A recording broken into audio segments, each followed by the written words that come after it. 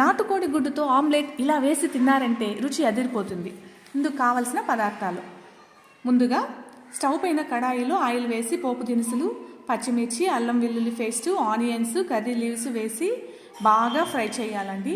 ఇది బాగా మెత్తగా అయ్యేటట్టు మనం ఫ్రై చేసుకోవాలి. ఇందుకోసం మనం సాల్ట్ కొంచెం వేసామంటే ఆనియన్ అనేది కొంచెం తొందరగా మెత్తబడుతుంది. ఇంత లోపల మనం ఎగ్ని క్రాక్ చేసుకొని బౌల్లో వేసుకోవాలి. పసుపు కొంచెము, కారం 1 స్పూను వేసి బాగా ఫ్రై చేయాలి. ఇలా ఫ్రై చేస్తున్నప్పుడు ఆనియన్ కలర్ అనేది చేంజ్ అవుతుంది. ఇంత లోపల గిన్నెలో ఎగ్ని బాగా షేక్ చేసుకోవాలి. దీంట్లో మనం ఫ్రై చేసిన మసాలాలను వేసి బాగా మిక్స్ చేసుకోవాలి. ఈ మసాలాను బాగా మిక్స్ అయ్యేటట్టు చూడాలి. ఇంత లోపల మనం స్టవ్ పైన కడాయిల్లో ఆయిల్ వేసి ప్రిపేర్ చేసుకున్న ఎగ్ మ్యాటర్ని వేసి రౌండ్ షేప్ వచ్చేటట్లు నెరిపి ప్లేట్ మూసి పెట్టాలి. 10 నిమిషాలు బాగా కాలిన తర్వాత తిప్పించి మళ్ళా కాల్చాలి. వేడి వేడి నాటుకోడి గుడ్డు ఆమ్లెట్ రెడీ.